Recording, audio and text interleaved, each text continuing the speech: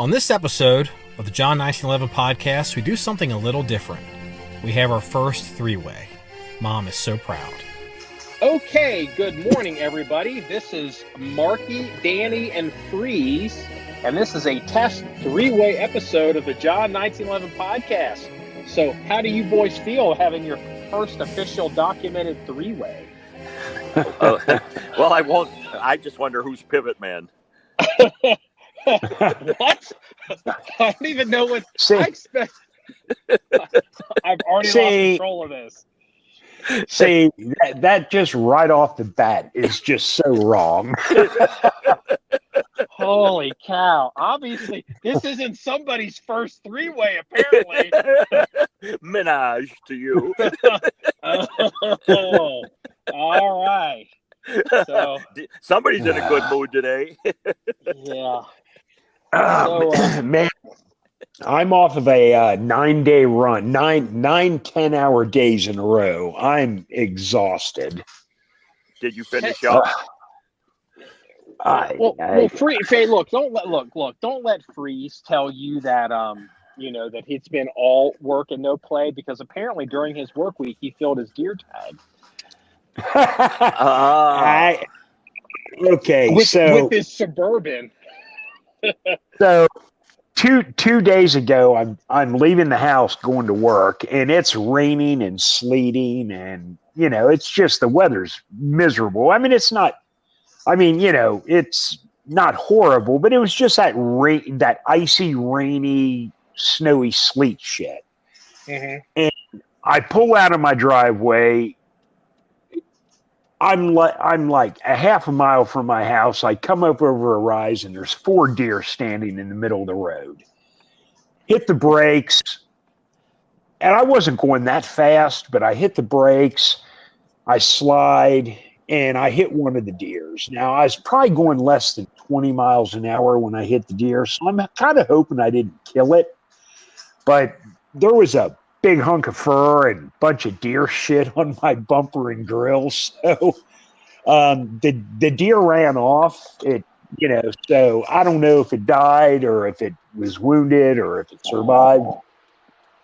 But it's like, yeah. So anyway, I whacked a deer 2 days ago with the Suburban going to work. Well, so here's the thing. I just realized this happened on the same day that I hit a skunk when I was out at the range. And so if you and I both hit animals that day, Danny, are you keeping something from us? Did you hit an animal that day? The only thing I hit was a turkey on the table. That was it. Oh, okay. Well, hey, turkey's not bad. Deer's not bad. I'm going to pass on the skunk, but yeah, my truck still smells like a skunk. So yeah, he was dead in the road, and oncoming traffic, it was like it's a 2-lane road, and I couldn't really swerve unless I didn't want to freak out the oncoming car. So I tried to thread the needle, and I went by the dead skunk, and I looked in my rearview mirror. He wasn't flat or squished, and I thought I had missed him, but nope. The inside of the truck filled with the stink, the outside, the passenger tires, it just stinks. So, always remember who had to go clean those up. Any dead animal on the road. Well, I without getting into all the details, Freeze has had how much human shit have you ever had? I you know what? It's funny you mentioned that. With the exception of the bloodbath I had to call in the sanitizing department to deal with last week, 2 weeks ago, I actually had to clean up a big pile of human shit. Well, I used to be like my old 1911 and all these 1911 little gear queer kids, they would all scream and get mad, like at the wear on my guns, especially my 1911. And they didn't understand. It's like my gun pretty much monthly would get covered in vomit, alcohol, blood. Let's see what else.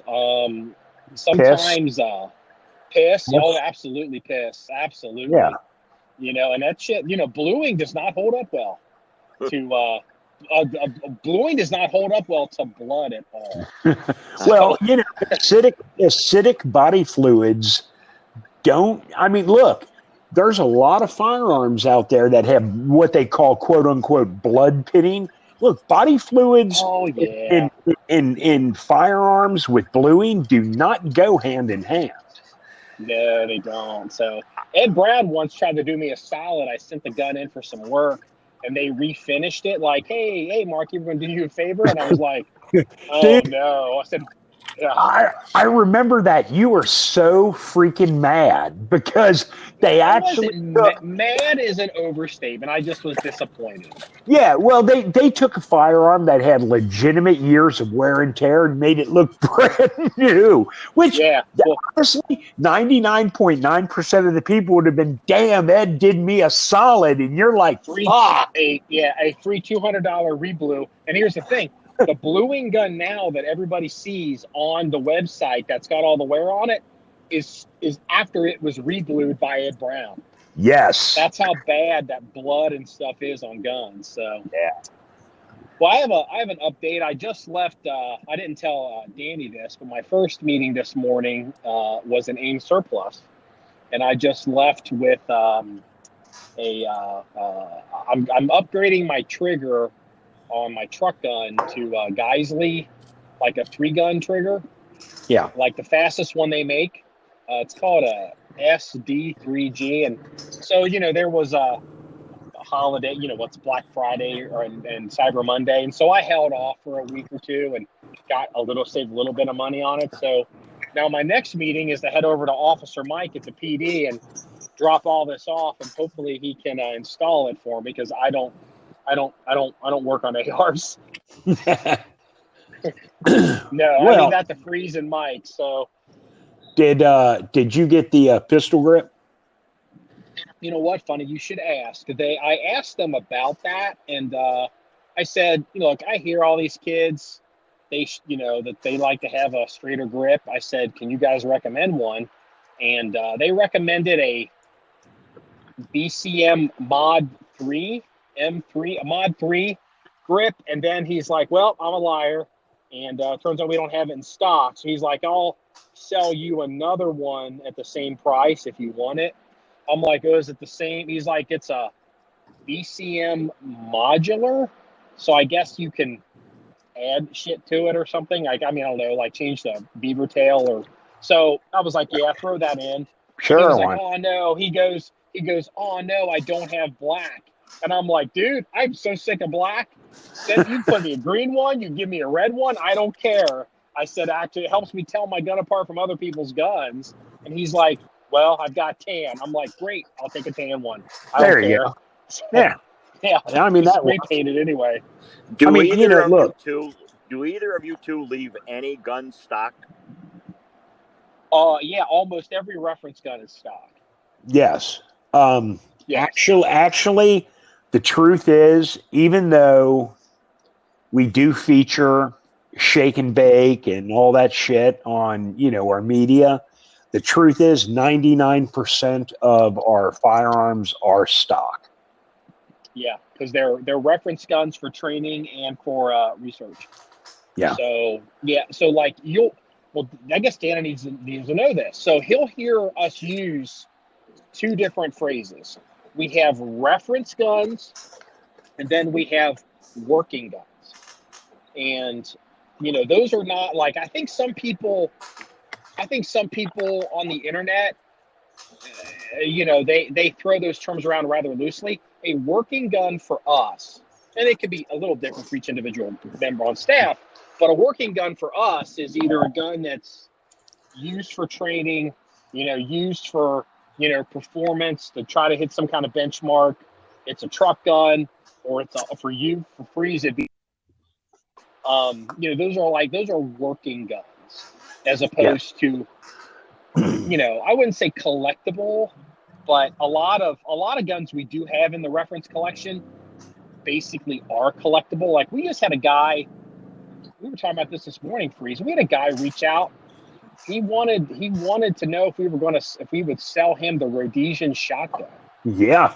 Because Which and look, that in itself, I mean, it's kind of nice that someone's out there interested in the fact that they actually watched a video from several years ago of the Rhodey shotgun, and I mean that's cool. But look, the truth is these Rhodesian shotguns are kind of I mean, they're so rare and hard to find that even if he offered us 3 times market value, we probably wouldn't sell it because the odds of us finding another one are slim to none. Well, now I don't want to say slim if to people none. think a true baby poop Rhodesian FAL is hard to find, try to find a Rhodesian shotgun. Yeah, and for those that don't know what a Rhodesian shotgun, it's a Browning A5 that was made for actually, and I don't know, Marky, was it made for the South African Army or the Rhodesian Army? Because there was an arms embargo against Rhodesia, and there was not one against South Africa, and South Africa was running a lot surreptitiously running guns into Rhodesia because they supported them. So the South African someone in the South African government, well, you know what? That may not be true for this individual shotgun, but that's how a lot of guns got into Rhodesia as they originally went to South Africa. But so what happened, whoever placed the order with FN, it's a custom order for a Browning A5 shotgun, but it's got a factory extended mag tube that's like, I don't know, 8 shots? And then it's got a wood forend to match it. Yes. And it's got Rhodesian Army markings on it, but the markings are electric pencil. Because because what would happen is guns would go into South Africa. South Africa would, here's an internet word, sanitize the guns. So they wouldn't know so the UN wouldn't officially know they came from South Africa. And then they would, then the roadies would, sometimes if they needed to serialize a gun, they would just electric pencil markings on it. Yeah. And so this is one of those. Process. What was that, Danny? And that was the sterilization process, a pencil mark? Yeah. Well, you see the 60s were a different time. Yeah. So, it kind of was the sterilization process for the 60s. Yeah. And, you still see some of that now, even in the U.S., how they supply guns. Because, you'll see, depending on who we're giving guns to, there's even a point now where, and I don't know this specifically, but I imagine it's probably true. There is a vendor in the United States who is making what we used to call non-standard guns, basically communist bloc guns, because what was happening is the U.S. government, we have so many allies now, or, tribal groups, that they all use, commie guns. And it's like, well, we don't do business with Russia anymore. We don't do business with Venezuela or Cuba or North Korea. And, technically the U.S. government has we don't do business with China. So a lot of these countries that make this stuff new, we can't really buy it anymore, even by virtue of law. So, hold on, let me just get over here. I'm merging. And so what happened is they ended up putting out an RFP for a company in the U.S., and they make, I know they're making RPKs for sure. And I don't know if they're making AK. They might be making AKs as well. But I wouldn't be at all surprised if some of those guns have either surreptitious or disinformation markings on them, and per request if they need to be. You know what? I can't really answer that. I'm not going to sit there and say I disagree with you, but I can't. It's kind of 50-50 on that. Well, here's a perfect example. It's we talk Dan and I have been talking a lot about China, and the media isn't really reporting it this way, but there is no denying that Hong Kong is not having protests. They're in general insurrection. And, at what point, look, 3rd Marine Division is not going to go into Hong Kong. NATO's not going into Hong Kong. CETO's not going into Hong Kong. But at some point in the future, we may decide as national security policy to surreptitiously provide weapons to freedom fighters who are being gunned down in Hong Kong. Are we going to send them made in the USA guns? Hell no. We would probably send them unmarked, comm block guns so they could get ammo, or we would, or maybe we would send them guns that would use the same ammo that the Chinese army uses now, which is a weird, 5.85 or 5.65 or 5.68 or 5.86, some weird caliber that they use. So, but we would not send guns over there made the USA on it. Well, but that's typical. Look, the CIA's been sending, like after World War II, we collected all these firearms or third party. And we sent, during the Cold War, we sent all these firearms to different countries and supplied them with ammo. And that way we were not connected with them. So this shit's been going on years and years and years. Yeah. And so that's kind of the same thing. Yeah. What was that, Danny? I don't think we're going to be sending much to Hong Kong after yesterday. Supposedly, they filed an official protest to the U.S. meddling or supporting the protesters. And what are they going to demolish us? The thing is, we kind of are. We're meddling, with public positions, and we're meddling with, now I guess Trump signed the law that, they're going to start whacking Hong Kong. Look, here's the thing. Nobody in the U.S. is really talking about this. And, people in Hong Kong, I think they kind of had a unrealistic view of themselves as far as being more important than they really are. Look, Hong Kong it was and still is in some ways an important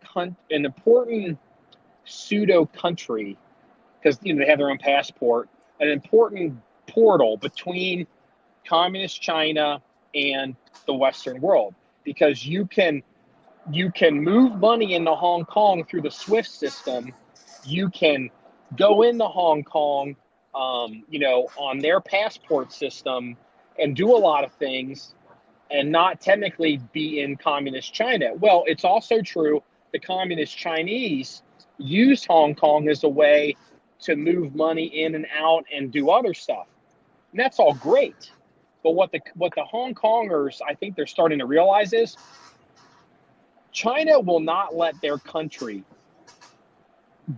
blow up into general rebellion just because, Hong Kong's doing it.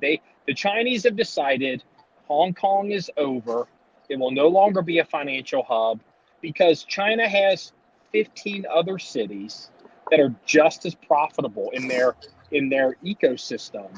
That they don't need Hong Kong. They were like, well, it's nice to have Hong Kong, but Hong Kong's gone. Hong Kong, in my opinion, will turn into a giant prison camp. And so people have two choices. They can stay there and die, or they can flee to Singapore. And a lot of Hong Kongers have been fleeing to Singapore. Wow, that's the future. Hong Kong. That's a bold statement. I wonder if they took their fortunes and riches with them, or if China's going to clamp down on the people's bank, so to speak. Well, there are people. Let's not rewrite history here. During the American Revolution, there were people in the colonies that supported the crown, and this idea, that's where the idea of the 3%er comes from. It was really only 3% of the population that actively fought against, British colonial rule. Well, there's a lot of people in Hong Kong that just want to pay their bills and run their businesses. And so, I saw a report a couple weeks ago. There's a couple, let's say there's a street in Hong Kong that's really expensive to own a store on. Well, a lot of the people that own those stores are now trying to sell And I think the last I heard, the market rate for these shops is down 40% because they need to get some money out. Like, hey, I have a fruit stand, or hey, I have an electronics store. I'm getting out. I'm moving to Singapore. So if anybody wants to buy my store, lock, stock, and barrel, it's now 40% off, and that's causing a new market. And we may see Hong Kong just reemerge as a regular communist country. But my advice would be for people like, if I lived in Hong Kong and I had family and I had kids, like, I understand the good fight, and I understand Hong Kong and fighting for your, two separate, two systems, and been there for 100 years, and the special international culture of Hong Kong, because Hong Kong's a international city. But dude, if I had wife and kids in that fucking town, I would have been the fuck out 2 months ago. It's gone. Because, people have to look into their own interests, with this kind of stuff. It's easy to sit in America and be like, oh, let's get into a gunfight with the Chinese army. But these people in Hong Kong, there's people coming to the U.S., they're trying to get to the U.S., some moving to Vietnam, some going to Taiwan, some going to Singapore. The rich ones, or the really financially well-to-do ones, have decided that Singapore is the where to go. You would think that the people that stayed in Hong Kong with the businesses and making the money after the British left might have seen the handwriting on the wall, unless they thought everything was going to remain copacetic for the rest of life. Well, you did see some of that, because I remember watching the handover, and I remember watching Prince Charles sail away, and I watched the ceremony live, and, it was like, is there going to be like a big pogrom and scoop up all these colonials? And there was a deal, they said, was it 15 years or 20 years? They promised that, the Chinese government wouldn't do certain things. And so there wasn't this flight.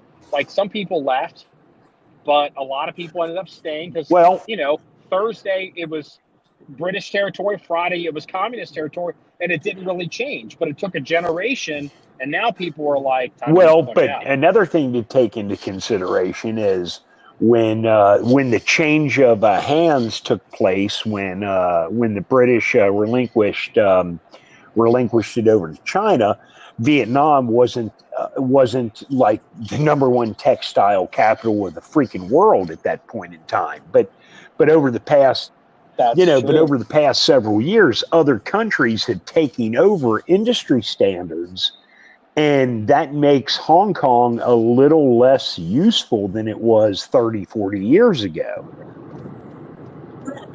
Yeah, one thing about Hong Kong that I think people today don't understand, and because Freeze and Danny's older too. So, okay, what made Hong Kong very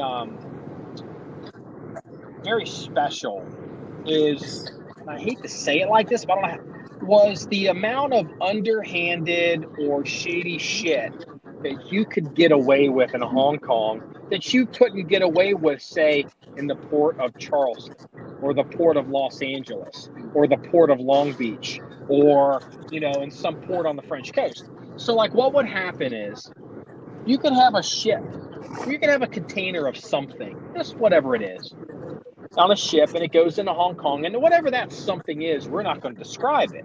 Not drugs, but just stuff. And that stuff may not have necessarily come from a, totally reputable scenario. Well, containers go into Hong Kong, they move around like dominoes on a table, and the container goes on a ship, and it ends up gets a new manifest, and there wasn't as many computers and satellites and tracking and interest, and Hong Kong was a huge, not money laundering, laundering of all kinds of shit. A lot of illegal merchandise. Yeah, a lot of illegal. Not distasteful. Because what's illegal in the U.S. may not be illegal in Europe or in Look, Brazil. It could be a comics container of pink cotton candy. that weren't approved. I'm kind of losing you there, Freeze. Are you moving around? Not really. I'm kind of okay. All right, I was going to say it could be a Connex container full of pink thong panties that couldn't come into the U.S. because it didn't come through proper channels by our rules that could actually get in, especially pre 9/11. Because pre 9/11, things were a lot different. Hell, I used to get firearms into this country pre 1911 if they sent them in 3 or 4 different packages. And again, things were just so different. Now, prior to 1911, it's a little different. Things are a lot more tighter, a little bit more stringent. But a lot of, but my original. I'm kind of losing you there. Yeah, I'm here. There? You can you hear? Okay, something's going on. Yeah, I hear you now. When you talk for an extended period of time, it's like it fades out. But then when I ask you if you're there, you come back. So you're doing something. So go ahead, continue with 9/11. I'm just saying, prior to 1911, Hong Kong, I mean, you could move a lot of product through Hong Kong that would get through to the United States. Because, I mean, it's kind of like money laundering. If you understand the concept of money laundering, Hong Kong was like the money laundering capital of commerce, but it was. Like if there's pink thong panties that couldn't get into certain countries because they were flammable, now they get remanifest and they come in. Exactly. Exactly. But things are a little different today, and it's a little harder. But I'm not necessarily saying Hong Kong's out of play. Well, Hong Kong, it will be because the trade war is not going to change, and also with Hong Kong, you got to because things have changed since 9/11. So places where you can do that kind of stuff, containers come in, containers go out, wink, wink, nod, nod. Now that kind of thing happens in Monterrey, Mexico. Well, yeah, that's a good point. And that kind of stuff happens, and because of NAFTA. A lot of the stuff now takes place in Mexico. That's how. I mean, China is not getting all this fentanyl into the U.S. because of Hong Kong. They're doing it through Mexico. You know what? China can get as much of it they want into Mexico, and then the Mexicans just run it up over the fucking border. Yeah. So Hong Kong is not as special as it used to be, and nobody look. This is the old nuclear terrorism hostage type of situation. Is Hong Kong worth Denver? Is Hong Kong worth Hawaii? Is it worth Honolulu? Here's the thing. Nobody's going to war over Hong Kong. Nobody's going to risk a nuclear exchange. Nobody's going to invade Hong Kong. Hong Kong is done. Yes. Accept it. Everybody, the rats, the kids are there. Their version of like their dead enders are there, doing what they're going to do, which is great. And, look, I could be wrong. Like we're in this weird time. I thought about this, Freeze. Do you remember when and Danny for sure remembers this as well. Like there was a time like in the 80s, like when the Soviet Union kind of fell, late 80s, early 90s, Romania went crazy. The Soviet Union went crazy. All these different countries. China had Tiananmen Square. Well, you're kind of seeing the same thing, like all the unrest in Hong Kong. You see a bunch of unrest in Iran, and I just don't know. Are we on could this? The fear the Chinese have is Hong Kong going to spread and metastasize and collapse their entire country. So, I mean, what do you think, Danny? I don't. Well, Danny, what do you think? Do you think it's going to spread to China? Well, I think not Hong Kong, but China itself. I agree with you. They're not that worried about them because they have future aspirations to the north and to the east. Have you heard of the BRI? You know what that is? Well, sure. The Belt and Road Initiative. That's a huge thing. Yeah. Right. And that's that will open up both sea and land access. They get that thing built to over 70 countries. So you figure if they get something that big, Hong Kong, you're right, they're done. They don't care about that. And also with that, did you also notice, as part of the BRI, that the Chinese merchant fleet are selling off almost all of their old container ships and going with twice the size bigger ones? So, because China's a huge shipbuilder. China and Korea, and who are the largest shipbuilders? China and Korea. India. Well, I know they chop ships up in India. I don't know if India builds a lot. Okay, I'll give you that. I know India is huge on chopping ships, but I was under the impression that they built a lot of ships as well. I could be. Well, the thing is, why is China upgrading their fleet? Well, I can. Here's the thing. The Belt and Road Initiative and all that. And then we'll get off this. But so Danny, you're president, okay? You're President Danny, and we're going to go to war with China. And I'm Admiral Marky, and you come to me and you're like, I want you to stick to the fucking Chinese, and I want you to do it as soon as possible. I'm like, well, Mr. President, we have two options. We can push in through the island chains, attack them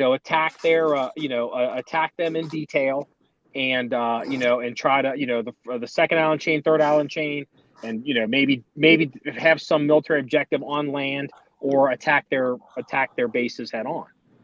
Or, Mr. President, you have another option. We can choke them to death, because China is basically, all their population lives on the coast, most of it. All their trade and resources comes off the coast. And so what we can do, Mr. President, is we can just choke them to death. We close the Straits of Malacca. We close their access to the Indian Ocean. And every time those fools try to come down here and fight with us, we're going to be ready, and we can pick them off piecemeal. And within a year or 18 months, they're going to be hurt. And we don't have to send carrier strike groups within striking distance of their big anti-ship missiles. And China knows this. So why is China manufacturing those out islands? For that reason. So they can have permanent bases in the South China Sea to keep a major near-peer ally like us from coming in and choking them to death. And the resources too. But that's why. Because anybody, look at China. Like, China has another problem. China, the world's largest democracy is on their border. It's India. And India is not a major player right now, but within 100 years, there's no reason to expect that India is not going to be a world superpower. And India is on their border over the Kush Mountains. And, India can control the Indian Ocean, which pours right into the South China Sea.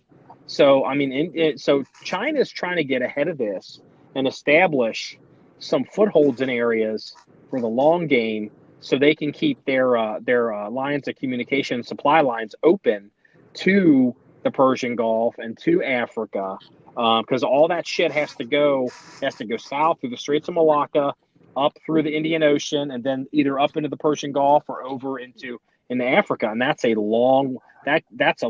it gives you a lot of opportunity to kill a lot of ships, a lot of supply ships. So that's why China's doing it. Why did China form this alliance with Pakistan? There's something going on that also.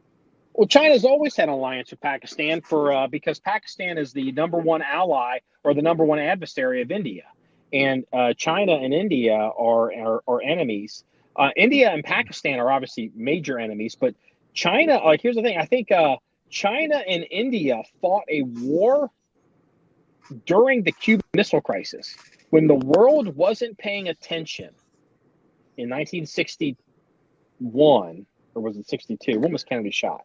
That during that time period, China and India had a little border skirmish, and India lost. India's lost some territory to China within the past 50 years. And what happens is, if China supports Pakistan, if China were to get into a major shooting war up in the northern areas, over those mountain ranges, over Tibet Bhutan and all that, China could get one of their allies, Pakistan, which is on the western front of India, to open up a whole second front, or give them areas to come and attack through. That's all. Let me interject here. Around the same. Yeah, Freeze is like, let's talk about No. Around the same time that China and India were not having a little coup-d'etat, didn't China and Vietnam have a little skirmish where the Chinese got their asses fucking waxed?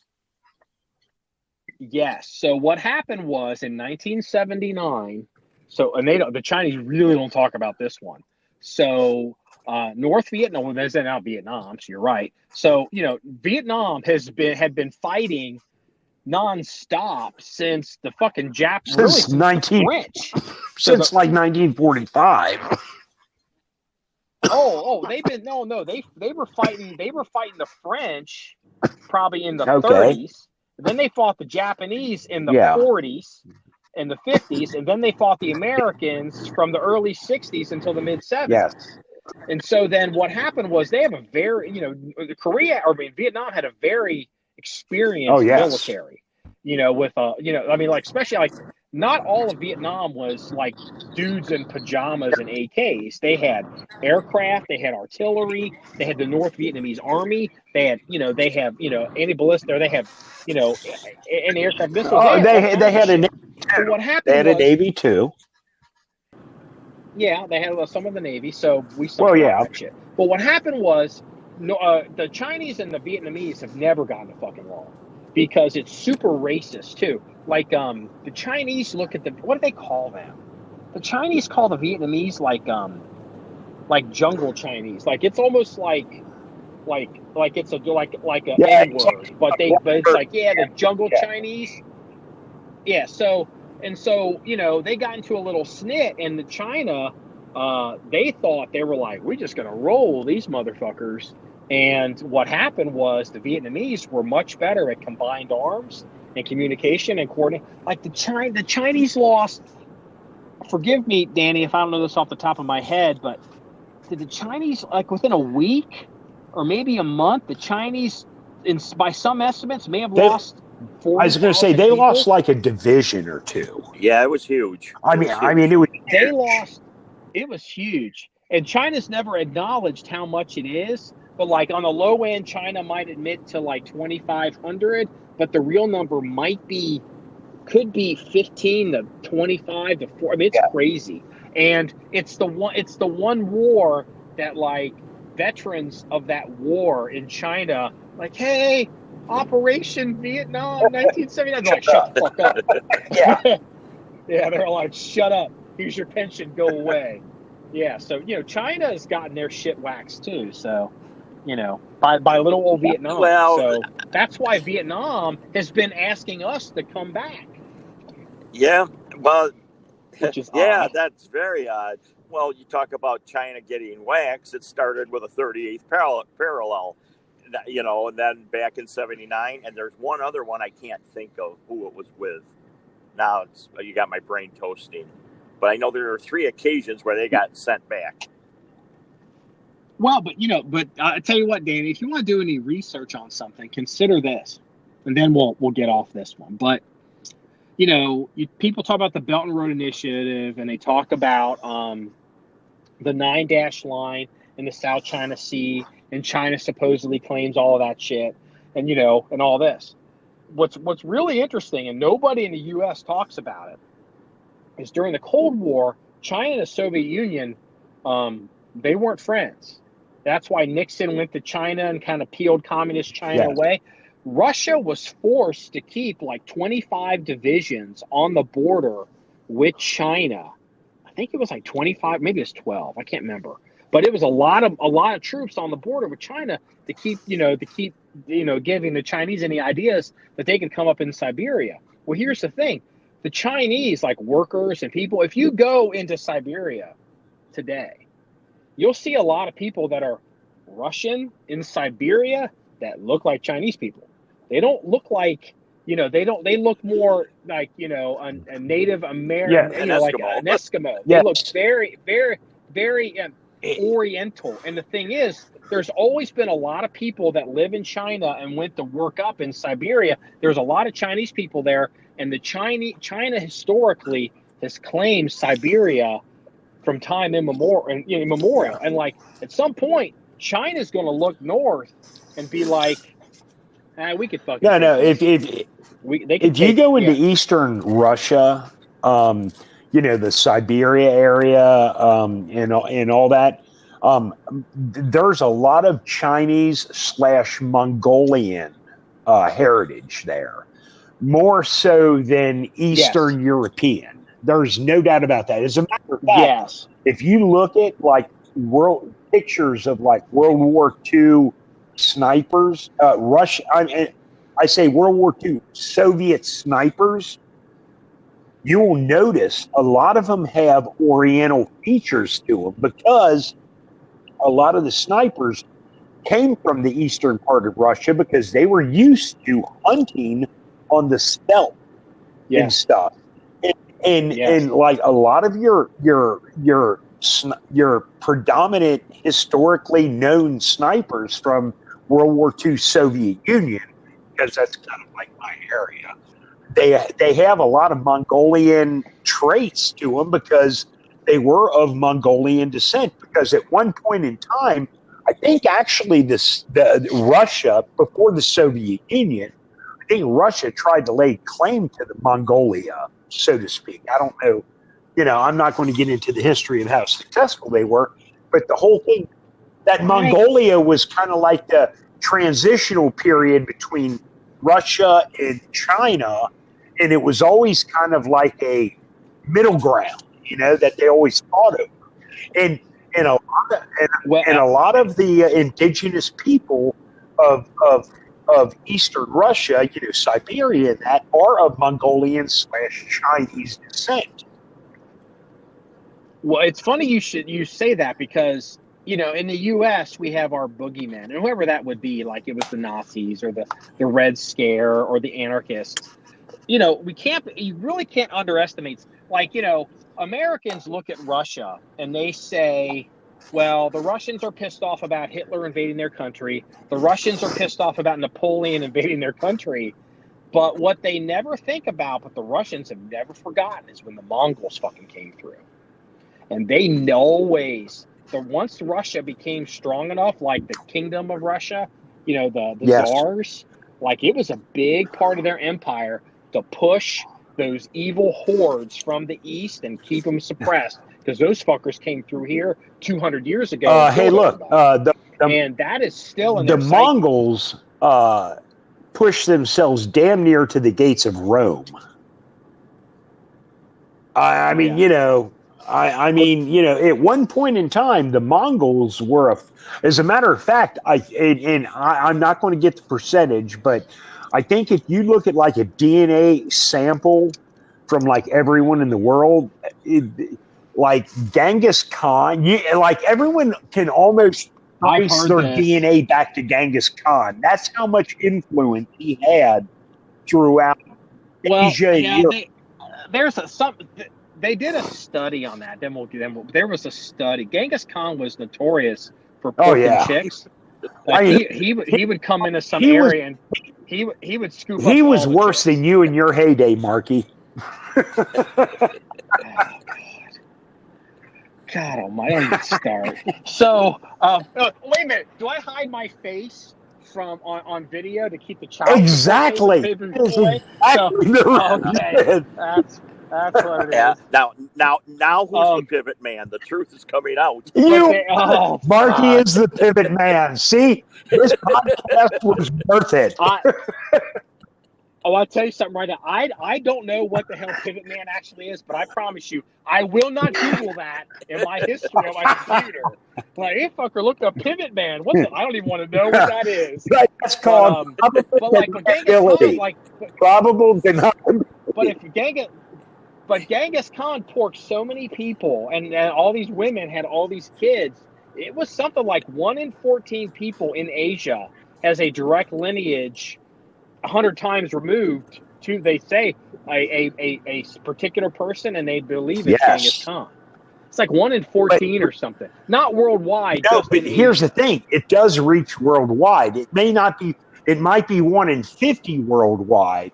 But I mean, I was actually watching something about this Yeah. on the History Channel recently, and it's just like he was so prolific in his, I don't know, bonerific. Concubines. You know, I mean, look, this guy was like a super fucking slut. You know, he he's Yeah. he screwed people from one end of Asia to the mid European area. I mean, he was like screwing Yeah. chicks left and right. And He was. I mean, it's incredible because worldwide, when I say worldwide, I'm talking Asian and European descendants. But I mean, Yeah. it's just like almost everyone can trace their lineage back to Genghis Khan, and it might be kind of like an Elizabeth Warren tracing her lineage back to Indians. It might be probably, 1 in 200,000, but I mean, it's crazy because it is. I saw that stat a couple years ago. National Geographic came out with that stat, and they were shocked by it. But the point is, the Mongolian. I mean, you know, we were getting all the way back to what we were talking about. The Mongolian influence between Asia and Eastern Russia is so strong. I mean, it's not unusual. I mean, like I said, just do a Google image search on World War II Russian soldiers from Siberia, and they all look Chinese. Well, let me go ahead and make this point just so I can keep it onto modern topical subjects, and then we'll go ahead and wrap it up. So, Danny, consider this. If Siberia is not really culturally related to Russia, okay, it's more Chinese, because Mongolia and China and Siberia and all those, you know, all that stuff west of the Urals, at some point it all changes.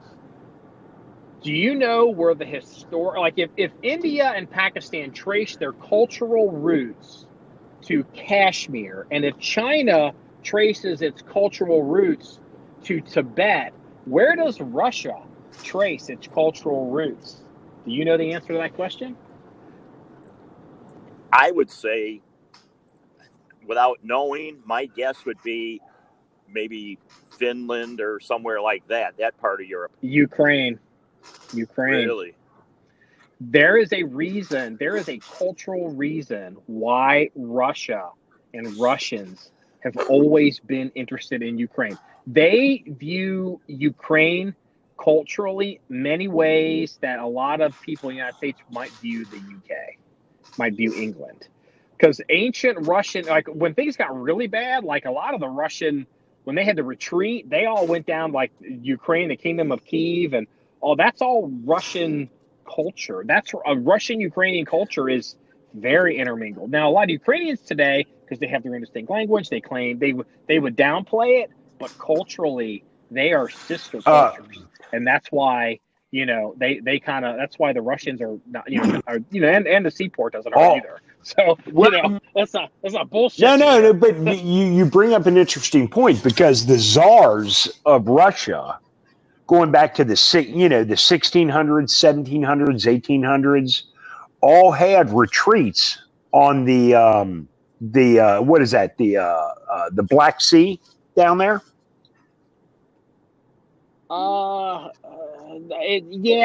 It's the Black Sea and Crimea and Odessa. Yeah, I mean they all had, kind of like how we have Camp David and that. They all went to their retreats down there, and it was all that was their winter retreat because they could go there to get away from exactly. Because who the fuck wants to be in Moscow in the winter? Yeah. Apparently, only Napoleon and Hitler thought it was worthwhile. Ouch! Ouch! Well, I'll tell you what, guys, we're going to have to wrap this one up because I got to get into the PD and I got to drop this stuff off. So this is going to wrap up the unknown episode of the Magic Three-Way podcast. And I think this will be publishable. So for the listener out there, we've never done a three-way episode. We've never done a three-way recording before. What were you going to say, Danny? You brought up three-way and my mind just went somewhere else. Yeah. So anyway, if you want to see any pictures or links or stories and things we talked about, you can go to our website, john1911.com. That's JOHN1911.com. Remember, it's all about shooting guns and having fun. Go have a good time. See you guys later. Bye. See ya. Bye. Turn. What, turn boy? What was that?